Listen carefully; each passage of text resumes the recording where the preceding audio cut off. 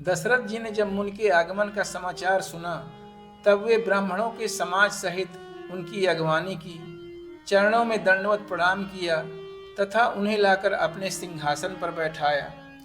तब राजा ने मुनि जी के चरणों को धोकर उनकी वंदना की तथा उन्हें अनेक प्रकार के व्यंजन, भोजन, मिष्ठान खिलाकर उनका स्वागत किया।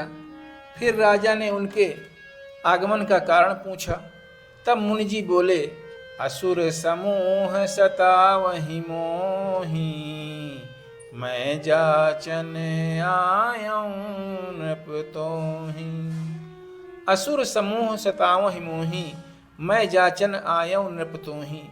मुनि जी राजा दशरथ को किस प्रकार से जांचना चाह रहे हैं? वह यह जांचना चाह रहे हैं कि जिस वंश में कभी राजा हरिश्चंद्र जी हुए थे, जिन्होंने अपने वचनों की मर्यादा के लिए एक मरघट के ठेकेदार अर्थात मेहतर के यहाँ नौकरी करके अपने वचनों को निभाया था, आज उसी इक्ष्वाकु वंश के राजा दशरथ हुए हैं जो कितने वचनों के पक्के हैं, यह जांचने के लिए विश्वामित्र जी आए हैं। अनुज समेत देहु रघुनाथ, निशिचर वध मैं हो बसनाथ। मुनि ने कहा, हे राजन, राक्षसों के समूह हमें अनेक प्रकार से त्रास दे रहे हैं। यज्ञ करने के लिए बैठते हैं तो यज्ञ को विध्वंस कर देते हैं। इसलिए आप हमें छोटे भाई सहित श्री राम को यज्ञ की रक्षा हेतु प्रदान कीजिए। देहु भूप मन हर्षित, तजहु मोह अज्ञान, धर्म सुजस प्रभु तुम कहो, इन कह अति कल्याण। तब मुनि जी ने कहा, हे राजन, प्रसन्न मन से मोह त्याग कर आप दोनों राजकुमारों को हमें प्रदान करो। ऐसा करने से तुम्हें धर्म और सुयश की प्राप्ति होगी। सुनि राजा अति अप्रिय बानी, हृदय कंप मुख दुते मुकुमुलानी।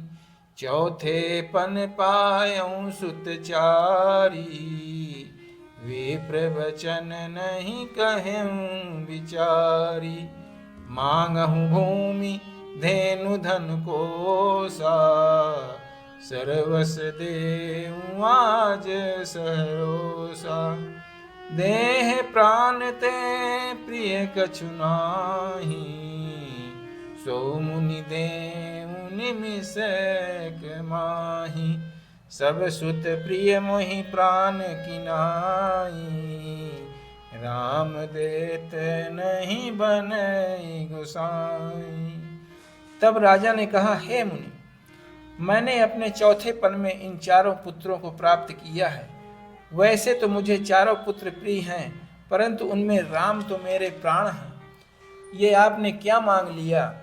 राम के अलावा गाय, भूमि, धन कुछ और मांग लीजिए, तथा यदि आप मेरे प्राण भी मांगे तो भी मैं आज सहर्ष आपको दे दूंगा, परंतु राम को नहीं दूंगा। तब वशिष्ठ जी ने राजा को बहुत प्रकार से समझाया। तब राजा दशरथ जी का संदेह दूर हो गया। अति आदर दो तनय बुलाए, हृदय लाई बहु भांति सिखाए। तब राजा ने बहुत आदर के साथ दोनों भाइयों को बुलाया तथा हृदय से लगाकर बहुत प्रकार से समझाया। मेरे प्राण नाथ सुत दो, तुम मुनि पिता नहीं को। तब राजा ने विश्वामित्र जी से कहा, हे नाथ, आज से आप ही इनके पिता और गुरु दोनों हैं। इनके बारे में कोई निर्णय लेना हो तो मुझसे पूछने की कोई आवश्यकता नहीं है। सौंपे भूप ऋषि सुत, बहुविधि देहि आशीष। जननी भवन गए प्रभु, चले नाई पद शीस। तब भैया लक्ष्मण सहित प्रभु ने माताओं से आशीर्वाद लेकर विदा मांगी। राजा ने बहुत प्रकार से आशीष देकर दोनों को मुनि जी को सौंप दिया। प्रभु अपने अनुज सहित ऋषि विश्वामित्र के साथ पीले वस्त्र पहने हुए, कंधों में धनुष बाण पहने हुए चले जा रहे हैं। तभी दंडक वन आता है जहाँ ताड़का रहती है। मुनि जी प्रभु को समझाते हुए कहते हैं कि यही दंडक वन है, यही ताड़का रहती है। ये शब्द जब ताड़का के कान में पड़ते हैं तो रास्ते में वह क्रोध से भरी हुई दौड़कर आती है। तब राम ने एक ही बाण से उसके प्राण हर लिए तथा दीन समझकर उसे हरिपद प्रदान किया, अर्थात उसके प्राण श्री राम में समा गए। तब ऋषि ने राम के रूप में प्रभु को पहचान लिया तथा विद्या के भंडार रूपी राम को ऐसी विद्या दी जिससे वन में भूख प्यास न लगे और शरीर में अतुलित बल का प्रकाश हो। तब मुनि जी ने प्रभु को सभी प्रकार के अस्त्र शस्त्र देकर आश्रम में अपने अतिथि की तरह उन्हें कंदमूल फल खाने को दिया। तब प्रभु ने मुनि जी को आश्वस्त किया कि आज से आप निर्विघ्न यज्ञ करो, हम दोनों भाई यज्ञ की रक्षा करेंगे।